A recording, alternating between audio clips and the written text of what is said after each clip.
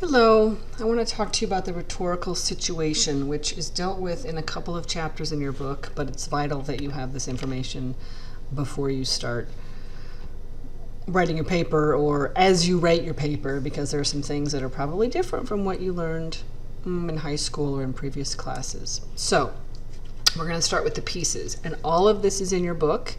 I'm going to talk you through it and try to give you some examples, and your book has everything you need if you get stuck or need some more information. So we're going to talk about the parts of the rhetorical situation according to your textbook, and they are exigence, context, rhetor, and audience. So let's just think about a rhetorical situation. A rhetorical situation is any time there's rhetoric happening, and no, rhetoric is not spewing rhetoric. Rhetoric is somebody talking or writing. So absolutely any time you send a text, you receive a text, you write a blog, you write a check, you leave a voicemail, you talk to somebody. Every communication is a rhetorical situation. And basically there's a very simple triangle. And in that triangle you have a message, a person speaking, and a listener. So the rhetorical situation that we're going to deal with is obviously you're going to be writing papers and doing all kinds of other things. But in your book you've read some terms, and one of them is exigence. And we'll talk about that, and you'll have a quiz on it. But the exigence is the cause, the problem. Why are you even writing this paper?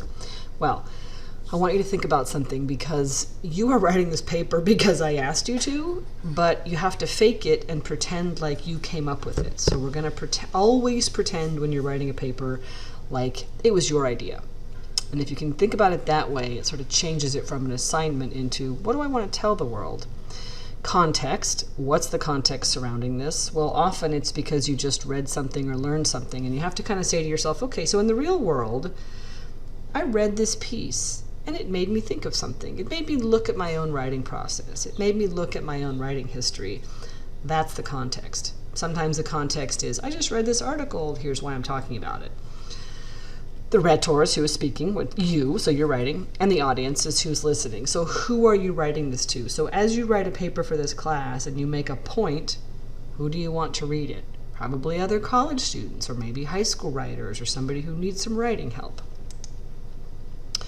All right, so we start with, so think about an assignment that you have. Any writing assignment you ever get, when you write a paper, it's got to have a purpose. And I'm going to talk about this over and over again.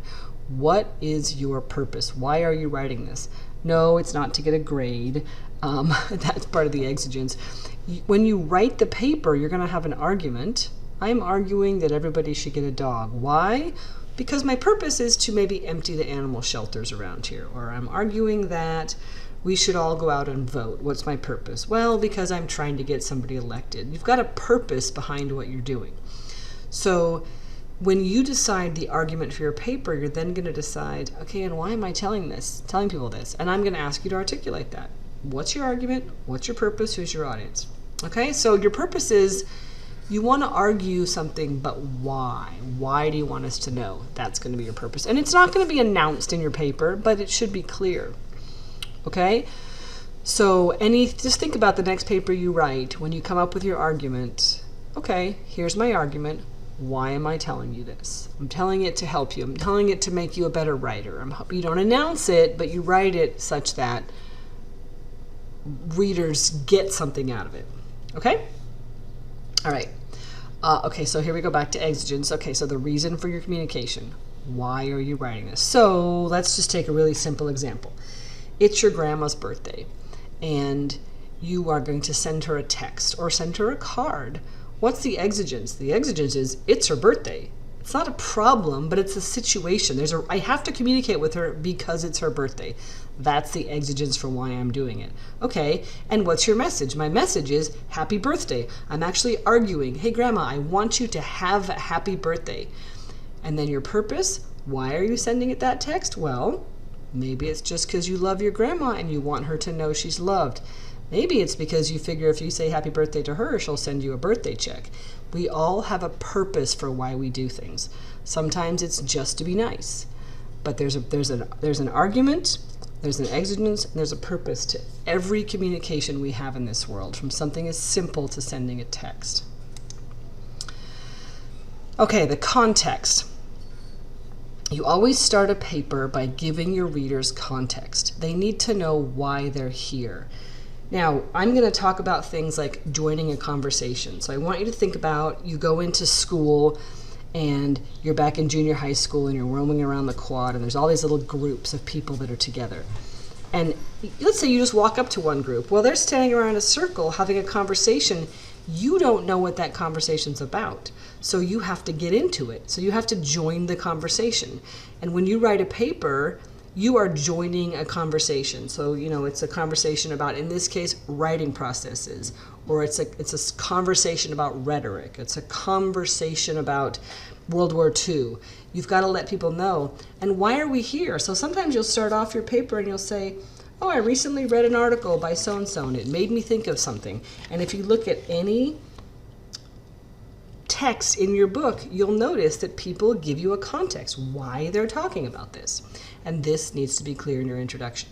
And there's a CARS model in your textbook to help you, but pick out any piece, and we'll do this together, and you'll see that there's a purpose why they're doing it, there's a context to why they're doing it, and there's an exigence, there's a need, and that's going to happen in all your papers. Okay, so you need an argument. Always, no matter what you're writing, you need an argument. In your first paper, you're going to argue something about the writing process. Wow, I figured out that my writing process needs a lot of work, or wow, I'm really good at this, and I figured out that I do this, this, and this, and that's great. And my purpose, to tell you, because you should do it too. Okay, so you've always got to have an argument. You were probably taught that as a thesis, but it's not just a sentence, it's what you're arguing. You've got to know who your audience is. Who would want to read this paper, and to whom are you speaking? Other college students, high school students. In the case of the birthday text, your grandma, she's your audience. Exigence, it's her birthday. Purpose, to let her know she's loved. Argument, grandma, you should have a happy birthday. Audience, grandma. Okay? Sometimes when you're reading higher level things, like if an audience is biology people, they won't spend their time defining terms because they know everybody in that audience already knows the terms. You have to think about what your audience will know and not know. All right, now I'm going through this quickly. Composing. Okay, so the composing process is how you create a paper. Think about composing music. How do you create this? How do you make it up? Not the steps you go through.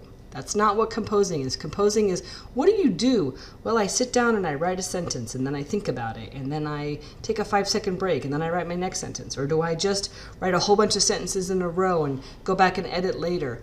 Exactly how do you compose? From start to finish, the whole thing is your composing process.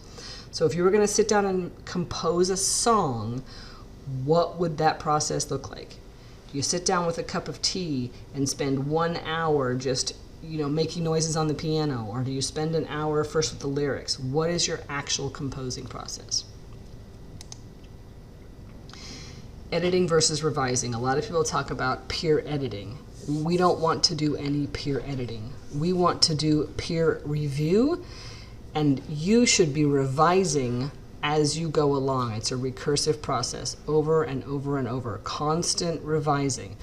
Revising is the act of developing the piece by writing, so you are adding pieces, moving things around, taking pieces out. You're not doing, you can be editing while you go, but those are different.